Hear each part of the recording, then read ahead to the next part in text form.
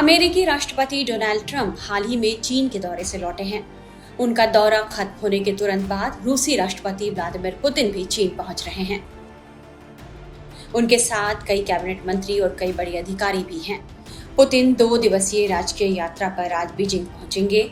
Trump भी Elon Musk और Tim cook समेत प्रमुख अमेरिकी टेक कंपनियों के अधिकारियों का एक प्रतिनिधि मंडल लेकर चीन गए थे। चीन के विदेश मंत्रालय के मुताबिक यह पुतिन की 25वीं चीन यात्रा है। यह दौरा रूस और चीन के बीच दोस्ती समझौते के 25 साल पूरे होने के मौके पर भी हो रहा है। लेकिन सवाल उठ रहे हैं कि आखिर ट्रंप का दौरा खत्म होते ही पुतिन क्यों चीन पहुंच रहे हैं? क्या रूस अमेरिका के साथ अपनी कोई प्रतिस्पर्धा दिखा रहा है? इसका जवाब क्रेमलिन के प्रवक्ता दिमित्री पेस्कोव ने दिया है। 18 मई को उन्होंने कहा, हम किसी के साथ प्रतिस्पर्धा नहीं कर रहे हैं। हम चीन के साथ अपने स्वतंत्र और बहुत बहुमुखी संबंध विकसित कर रहे हैं। पुतिन की यात्रा विशेषाधिकार प्राप्त विशेष रणनीतिक साझेदारी का प्रतीक है। क्रेमलिन ने यह भी कहा कि पुतिन और शी अपनी व्यापक साझेदारी को और मजबूत करने के लिए अपनी वार्ता के खत्म होने पर एक संयुक्त घोषणा पर हस्ताक्षर भी करेंगे।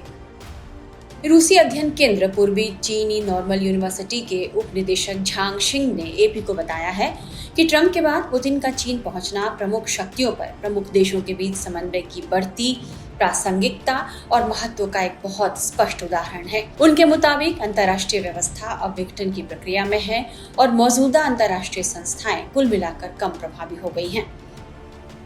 वहीं रूसी मीडिया की रिपोर्ट के मुताबिक पुतिन की यह यात्रा रूस के रुके हुए power of Siberia 2 pipeline project को अंतिम रूप देने के लिए शी को मनाने की एक कोशिश के तौर पर भी देखा जा रहा है।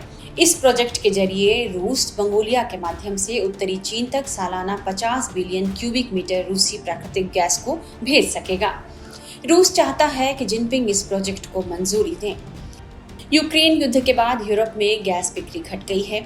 इससे रूस की कमाई पर काफी असर हो रहा है। रूस अब चीन पर ज्यादा निर्भर हो रहा है और चाहता है कि वो इस कमाई की भरपाई चीन से करे।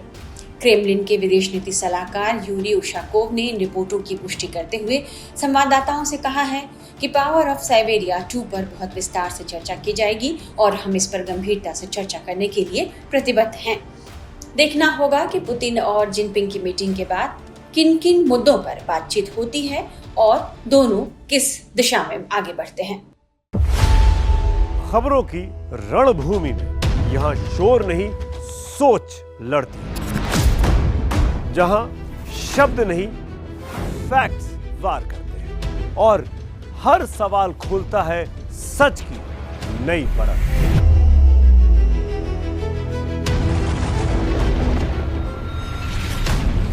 चक्रव्यूह आपके अपने सुमित अवस्थी के साथ सोमवार से शुक्रवार शाम 6:57 पर टाइम्स नाउ नव भारत पर।